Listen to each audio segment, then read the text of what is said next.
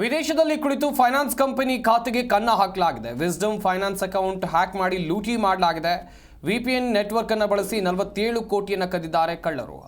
600 ನಕಲಿ ಅಕೌಂಟ್ಗೆ ಕದ್ದ ಹಣವನ್ನು ವರ್ಗಾವಣೆ ಮಾಡಿದ್ದಾರೆ. ಸೈಬರ್ ಸಿಸಿಬಿಯಿಂದ ಇಸ್ಮಾಯಿಲ್ ಅತ್ತರ್ರನ್ನ ಬಂಧಿಸಲಾಗಿದೆ. 10 ಕೋಟಿ ಹಣ ಆರೋಪಿಯಿಂದ ಲ್ಯಾಪ್ಟಾಪ್ ವಶಕ್ಕೆ ಪಡೆಯಲಾಗಿದೆ. ಪ್ರಕರಣವನ್ನು ಭೇದಿಸಿದ್ದಾರೆ ಸಿಸಿಬಿ ಸೈಬರ್ ಪೊಲೀಸರು. ಇಸ್ಮಾಯಿಲ್ ಅತ್ತರ್ ಎಂಬ ಆರೋಪಿಗಳನ್ನು ಬಂಧಿಸಲಾಗಿದೆ. ಸರ್ವರ್ ಕೊಟ್ಟಿದ್ದಂಥ ಆರೋಪಿ ಇಸ್ಮಾಯಿಲ್ ವಿಚಾರಣೆಯನ್ನು ನಡೆಸಲಾಗ್ತಾ ಇದೆ. ವಿಚಾರಣೆ ವೇಳೆ ಆರೋಪಿ ಜೊತೆಯಲ್ಲಿ ಚಾಟ್ ಮಾಡಿರುವುದು ಪತ್ತೆಯಾಗಿದೆ. ಆಗಸ್ಟ್ 7ರಂದು Wisdom Finance company account hack ಆಗಿದೆ. ಈ ಬಗ್ಗೆ 9ನೇ ತಾರೀಕು ಮಾರತಹಳ್ಳಿ ವಿಸ್ಡಮ್ ಫೈನಾನ್ಸ್ನ ಮ್ಯಾನೇಜರ್ ಪ್ರಕಾಶ್ ದೂರನ್ನು ಕೊಟ್ಟಿದ್ರು.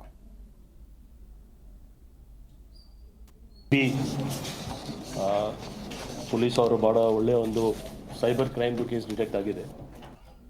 ಈ ಪರ್ಟಿಕ್ಯುಲರ್ ಕೇಸ್ ಒಂದು ಯುನಿಕ್ ಕೇಸ್ ಅಂದರೆ ಮಾತ್ರ 2.5 ತಾಸಲ್ಲಿ ಅಂದಾಜು 49 crores. ಫಸ್ಟ್ ನಮಗೆ ಗೊತ್ತಾಯಿತು 47 crores, ನಂತರ ಗೊತ್ತಾಯಿತು 49 crores ವ್ಯಾಲ್ಯೂದು ಟ್ರಾನ್ಸಾಕ್ಷನ್ ಮೋರ್ ದೆನ್ 656 ಅಕೌಂಟ್ಸ್ಗೆ ಟ್ರಾನ್ಸ್ಫರ್ ಆಗಿ 49 crores ವ್ಯಾಲ್ಯೂದು ಅಮೌಂಟ್ ಟ್ರಾನ್ಸ್ಫರ್ ಆಗಿದೆ, ಹ್ಯಾಕ್ ಆಗಿತ್ತು.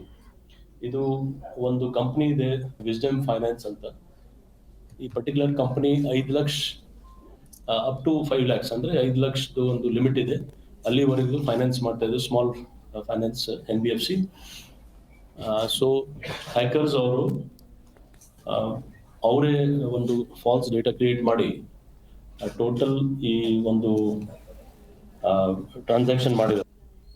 ನಮ್ಮ ಪೊಲೀಸ್ ಅವರು ಬಹಳ ಒಳ್ಳೆ ಕೆಲಸ ಮಾಡಿ ಇಲ್ಲಿವರೆಗೆ 656 ಅಕೌಂಟ್ಸ್, ಬ್ಯಾಂಕ್ ಅಕೌಂಟ್ಸ್ ಫ್ರೀಸ್ ಮಾಡಿ ಅದ್ರ ಪೈಕಿ 10 ಕೋಟಿ ಅಮೌಂಟ್ ಏನು ಈ ಅಕೌಂಟ್ಸ್ಗೆ ಹೋಗಿದ್ದು ಅದು ವಾಪಸ್ ಕೊಡಿಸಿದರಲ್ಲಿ ವಾಪಸ್ ಹೋಗಿದೆ.